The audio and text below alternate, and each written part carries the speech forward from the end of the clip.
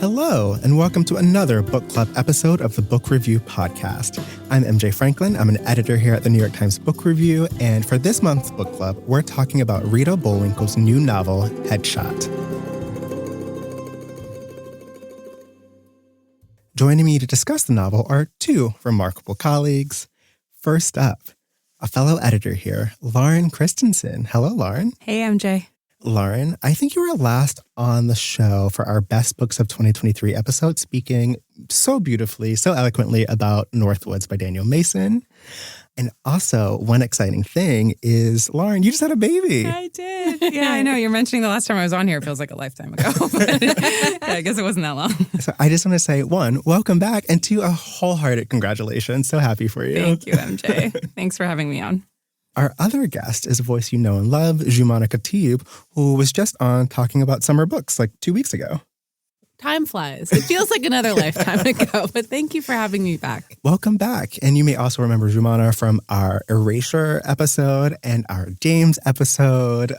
Longtime book clubber. Welcome back. Delighted to be here.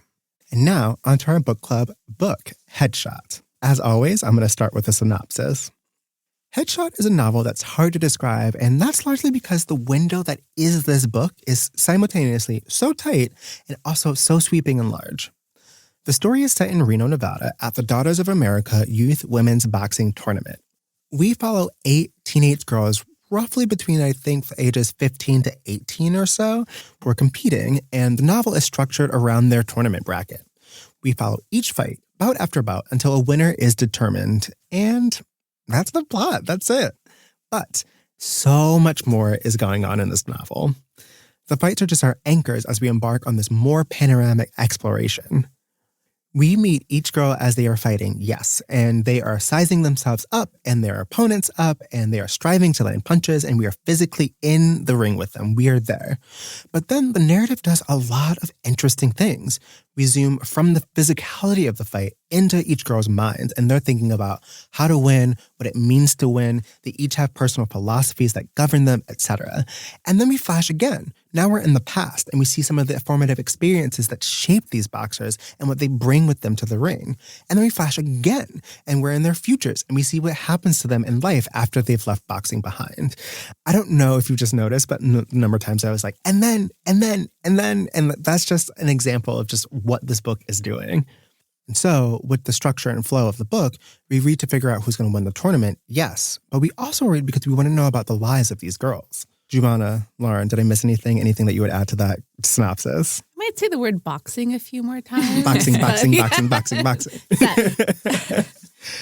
Well, with that out of the way, I just want to start off with general thoughts about this book. Like it, love it, hate it. I just want to know, big picture, how did you feel about this book? I'm going to start with you, Lauren. I thought this was a really fun book to read. It's short. It moves really quickly. And I think it's really smart to start with the bracket structure. Like you actually see the physical bracket from the beginning, and it just pulls you. I mean, it's basically an outline, right? I mean, you don't know who's going to win the bracket, but it's like watching March Madness or something. You know the structure of where this book is going to go, and it proceeds to move really quickly from there. So it's fun to read. It's easy to read. But I think that simple, kind of breezy structure and reading experience does belie like a much deeper, richer narrative style, bigger thematic concerns with the movement of time, how memory works, the kind of transitory state of being a teenager. I mean, this book, like you said, MJ, contains so much more than just 8 or no, how many competitions? But you're right. It's both the fights and the limited number of fights that there are, but then so much more than that. Yeah. And as you mentioned, with the bracket structure, we quite literally open with leading lines. We know narratively we are about to converge. Yeah. These fights are going to converge until we have a champion, and that's your flow. That's your structure. Yeah, I agree. What about you, Joumana? What are your thoughts on this book? This is apparently the year that I get into books about sports, which for a long time I just wanted to keep my loved things separate from the things that scared me, which is like any kind of like physical contact or like ball-like objects. But I loved Godwin, which is about a soccer prodigy, and I loved this one too.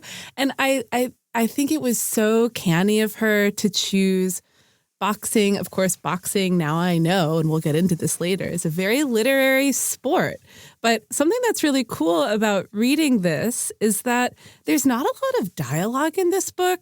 And so the way that she's able to write about bodies and this kind of very physical language between the fighters that doesn't rely on anything verbal, anything spoken, but reading about that experience in a very well-written, I'm going to say punchy, I'm sorry. I don't know what the other word is for it. The puns write themselves. Yeah, I'm delighted to be here, as I said. It's a really thrilling reading experience, and you don't get any blood on you. This is like win-win for me.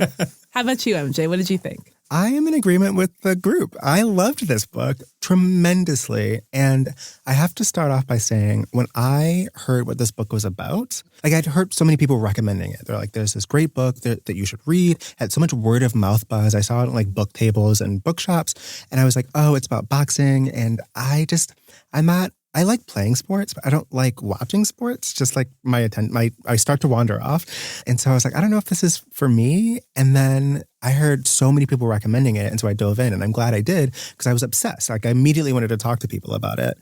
I think there's an energy to this book. There is this like the high-octane pulse of the ring is so hypnotic. But then the writing, you've both mentioned the writing. The writing is so skilled and dexterous is the word that comes to mind. You're in the ring, then you sweep and you're in their minds, and you sweep and you're in the past. And then at one point, the camera zooms out to like the ceiling and you get this top-down view of the boxing. What's it? The ring. The ring. Well, but the whole stadium. It's not a stadium, but Bob's something. Yeah, it's like this like rinky-dink large warehouse basically. And so then you're in that warehouse. Bob and Palace are in the name, is what I'm remembering. We're book people. Yeah, we're not. I can't stress that enough. But even that name, you hear something like Bob's Palace, and I don't know if it's a luxury that's coming to mind. Totally. You pan up, and then you're there, and then you're in the future. And so just the way this book pulls you along just felt so electrifying to me. And then just the prose, you're watching these girls punch each other, and then you stumble on a line that just stops you dead in your tracks. And I have one written down because I love a quote.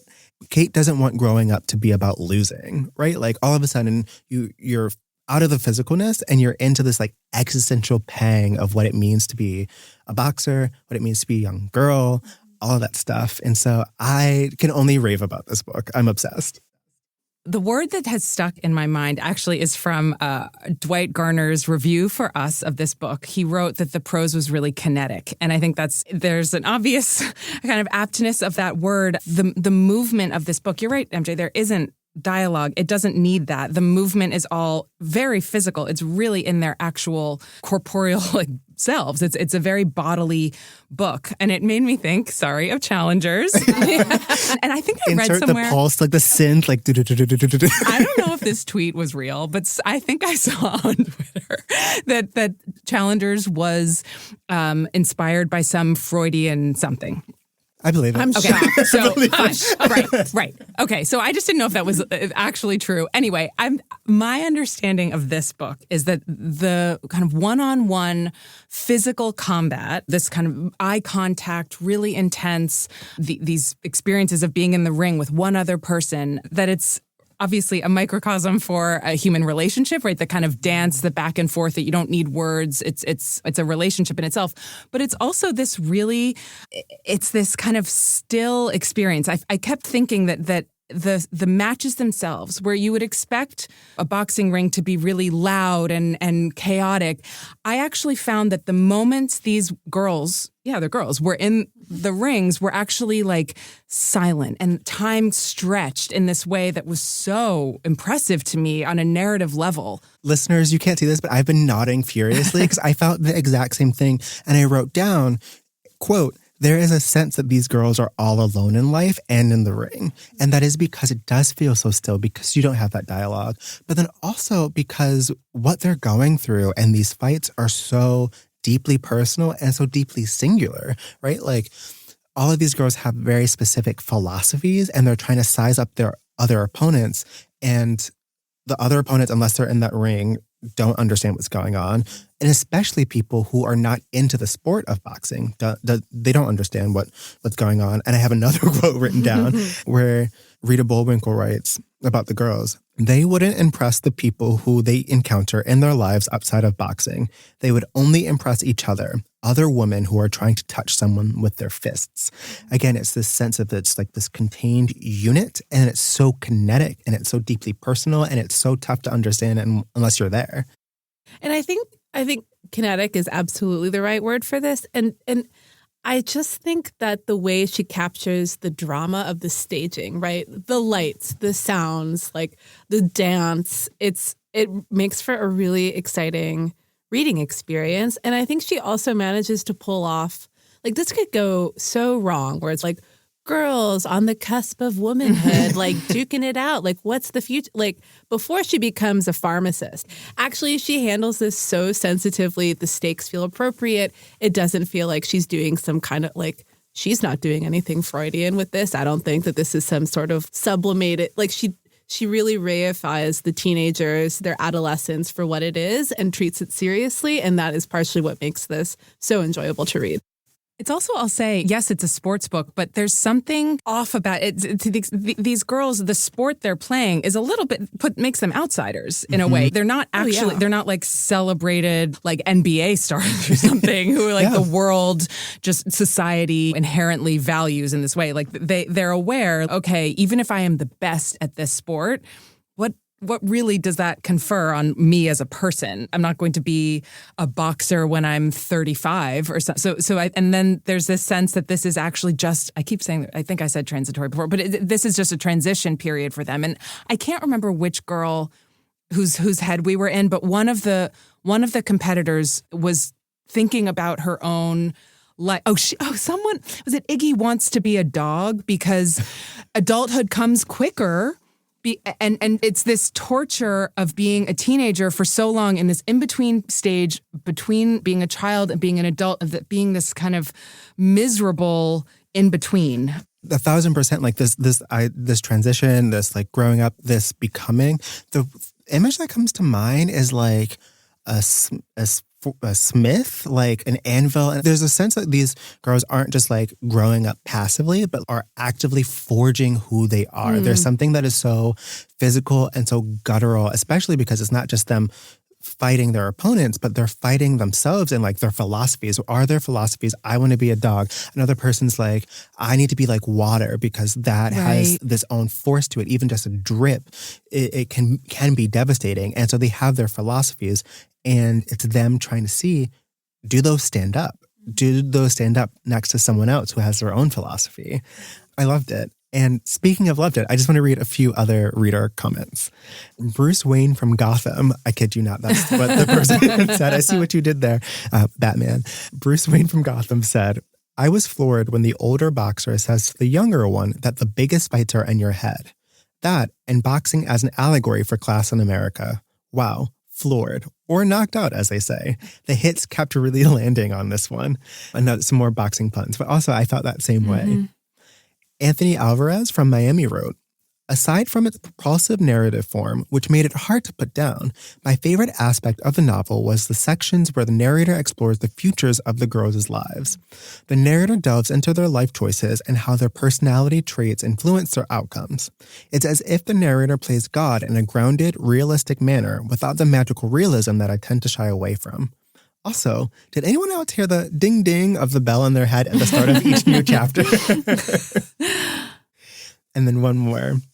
Stephen from Taggle writes, I watched Challengers around the same time I read Headshot, and I was struck by how, in both the movie and this book, competitive sports embody desire in its purest form.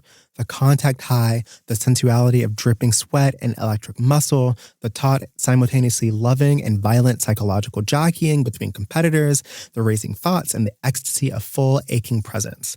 The desire to win, of course, but also each girl's desire to resolve a particular emotional need, to prove herself, to define herself in relation to her opponent, to escape, to fully inhabit her body. Each match has a kind of erotic charge that shifts between attraction and repulsion. I was really impressed by how Rita's vivid characterization of each boxer made each encounter seem fresh within the repeated structure of the match.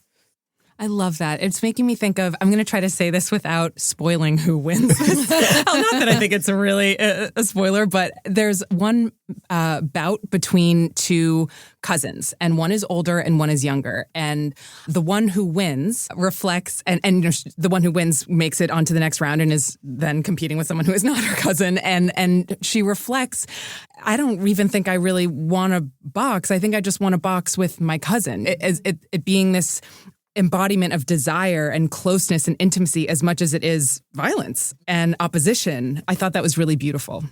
This comment captures what I feel about this book, which is that it's about boxing, but it's not about boxing. But it's about boxing at the same time. It's about these girls' psychologies and their interior, but it's also deeply about the physicalness of boxing, which I want to get into a little bit more. But first, I think we should take a break.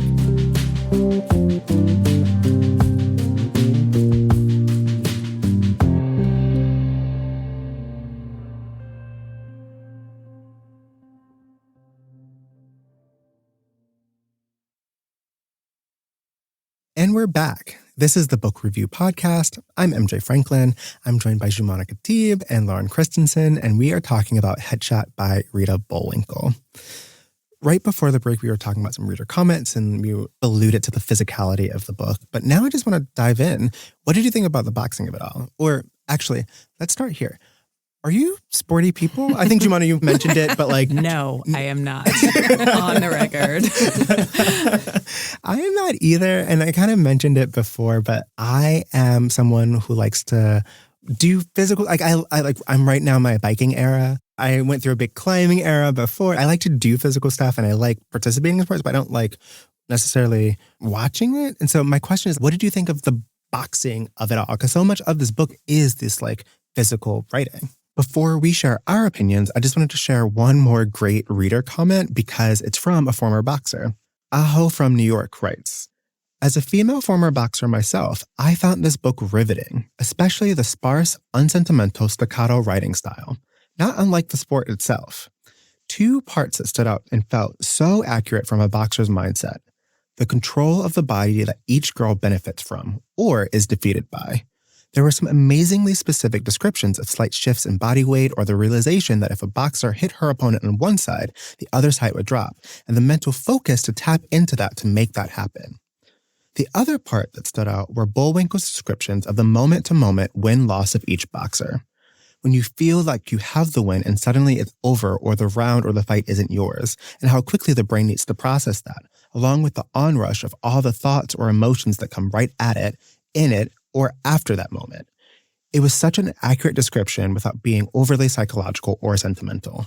Great read. This is going to sound like an oxymoron, but she actually had a very delicate touch about this because for me, when I could zoom back a little and watch some of these matches as a reader, it was fun to see how a lot of very quintessential teenage themes like control or self-determination or just like even having some kind of dominion over your own body, which is something that I think is really held at arm's length for a lot of women of this age, was getting enacted in this way. And that was something that I responded the most to. And then also just like how skilled these girls were with a type of intelligence that I could never have. And it was really exciting to read about. I was like, oh, that does seem nice.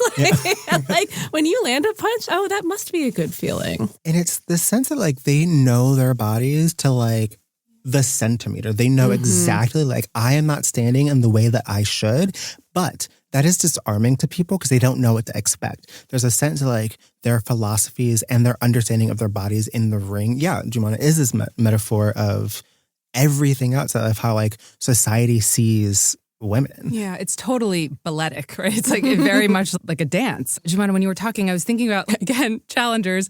It's a movie, right? You can see these physical bodies in space. And in that way, it's an art form. You're really appreciating how they're defying gravity and just the strength of the physical form.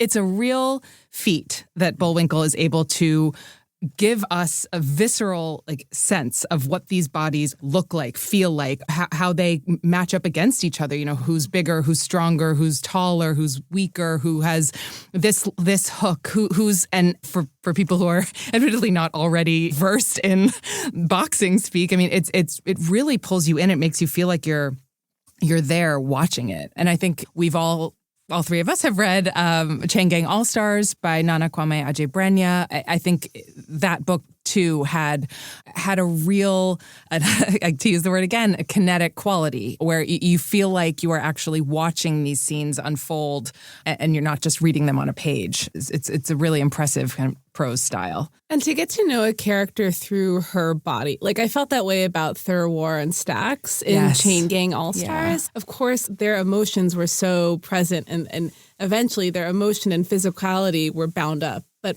primarily you get to know these women through their physical power. And I felt that about the women in Headshot as well. And that's an experience that I have a lot in fiction. And it's cool to get to know somebody really through their flesh and bones. And it's not so much interiority versus physicality. They're actually totally seamlessly meshed together, right? Mm-hmm. And how cool to just watch these young girls not be, or maybe they're gangly and awkward, but they really know what to do with their bodies. It's a very, very, very cool project she set out for herself. I'm trying to find the quote, and I thought I marked it, and all my tabs are literally falling out of my book. But the quote is basically, I think, who is it? Is it Rose Mueller gets punched? And the description is something along the line. This is an imprecise quote, but it's watching her get hit was like a storm hitting a mountain, but you knew that the mountain wasn't going anywhere. There's in addition to it being a movie, it's poetry too. The language in this book is so precise and evocative. And my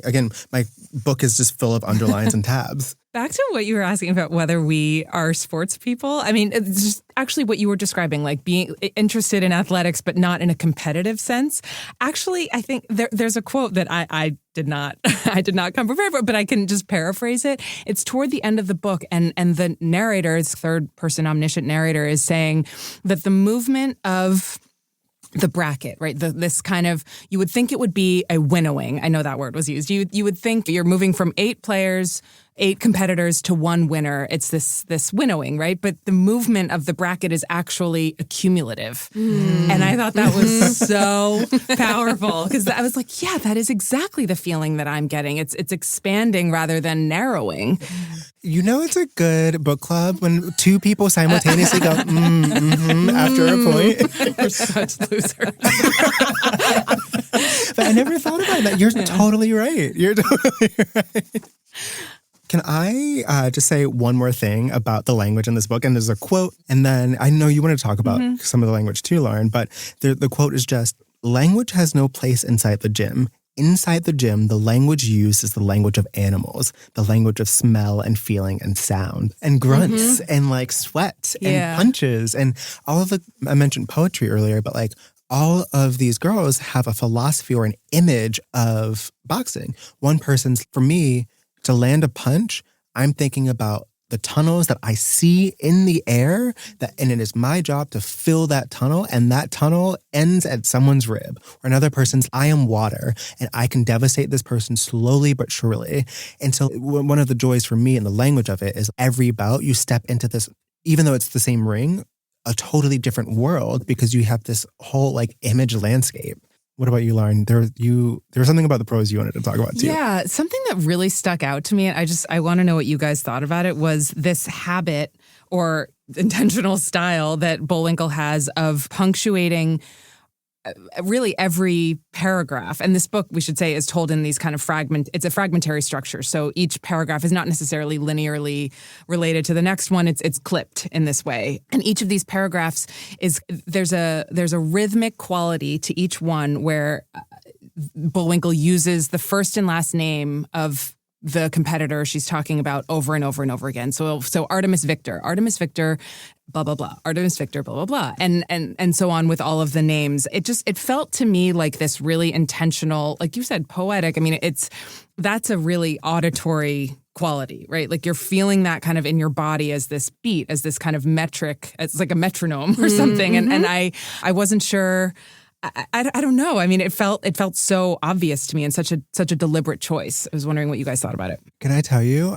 I didn't even notice repetition. Really? And I think it's because once you pointed it out, and there was also a reader who commented on our book club article page about this, about they didn't like the repetition. You did like the repetition. I didn't notice it because for me, the prose is almost incantatory. Am I saying that word correctly? Yeah. I was so caught up in the spell of it all that until someone pointed it out, I didn't even notice that, like the intentional repetition. I was just there. I also love the name. I mean, frankly, starting with Rita's name herself, I'm a sucker for a good name. So like I would have been happy to read Artemis Victor as many times as she wanted to say it on the page.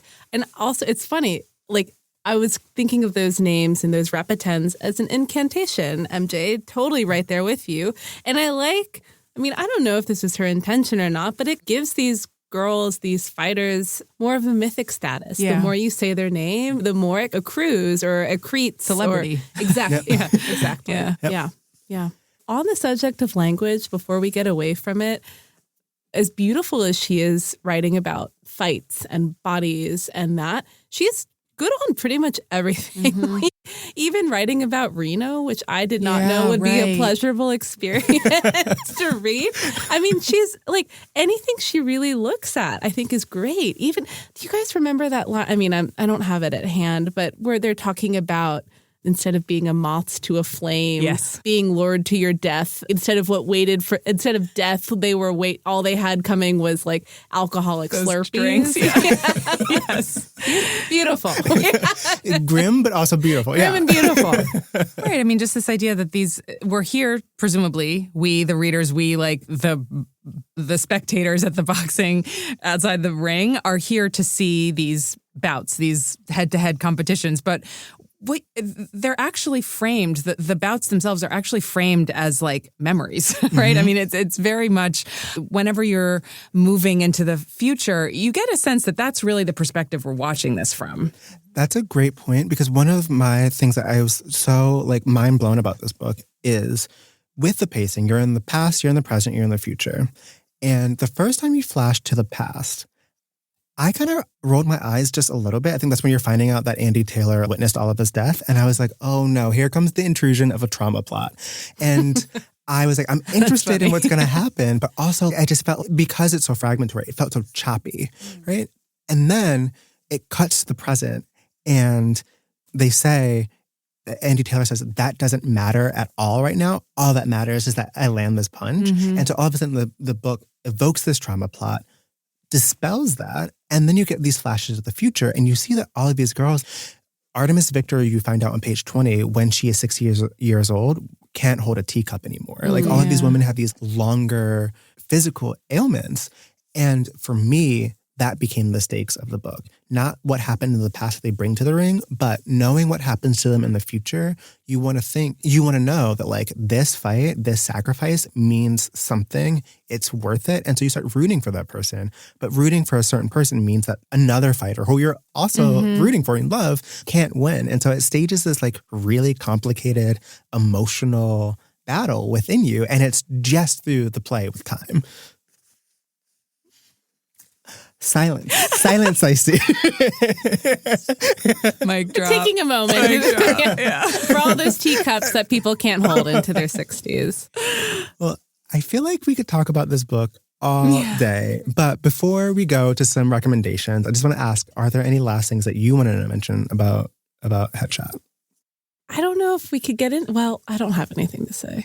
I think I'm okay. Yeah. How about you, MJ? I do. And my last thing are some wild comps. But my two comps for this book are, it made me think of Virginia Woolf, Into the Lighthouse, which I feel feels like Galaxy Brain. But number one, I mentioned how much I loved To the Lighthouse in the last book club episode. But the way the perspective plays in that book, where you like are with the character and then you're watching that character look at someone else, and then all of a sudden you're in that person, that subject's brain, and then it pivots again, and like you're looking at what they're looking at, and then there's a sense that like the perspective is just bouncing all over the place, and I think that this book does the exact same thing. So that's number one. I feel like the presence of Virginia Woolf is very heavy in this. Imagine Mrs. Ramsey with boxing gloves, and I think that's what you get with Headshot.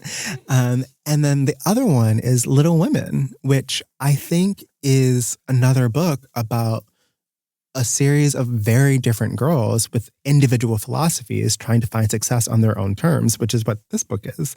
So those are my galaxy brain comps. I love those. Mine is much more on the nose. I'm excited to get into it. And speaking of on-the-nose recommendations, that is our second segment. Inspired by this novel's deep dive into the world of boxing, we wanted to share some of our favorite books about sports and being very loose and open about how we define this. These could be books that are specifically about a sport. These could be books that have a sport scene in them but are generally about other things. These could be competition books like The Hunger Games, speculative world, but like athletics are involved. I just want to know, big picture, what are some of your favorite books about sports? So Lauren, take it away. Mine is The Swimmers by Julia Otsuka, which came out a couple years ago. It's a book about this community of swimmers at a community pool, and they're not competitive or anything, but it's really just this sense of found community in other people who enjoy similar athletic prowess. But yeah, it's a similar. I loved that book, and the book destroyed me because it is so intensely sad. What about you, Joumana? My suggestions are going to be way more literal because there are a lot of good books about boxing and physical fights. Roland Barthes. You guys. Guys? Yeah? Yeah. I mean, I'm like challengers. So that is actually the opening essay in his collection Mythologies, which is good. Joyce Carol Oates loves boxing, which doesn't shock. Nothing about her could shock me at this point. Go, girl. And then I was thinking of Katie Kitamura's debut, which is called The Long Shot. I think that's actually about an MMA fighter who's been out of the ring but, functionally it's the same vibe. So. I have never read that, but I read A Separation and I read Intimacies, which was one of our best books of 2021, 2022. What year was it? It was the best book recently. and she was a journalist who followed MMA for years. I know. Clue. Okay, wow. Okay. It's like we went from that to writing about the hate. It's amazing. I'm that person, by the way, who constantly has to ask, which one is the fake one? Boxing or wrestling? Oh, it's wrestling. Let's ask Roland Barthes. Yeah. Oh my God. Let's get him on the phone. Right, so readers, if you have an answer, feel free to call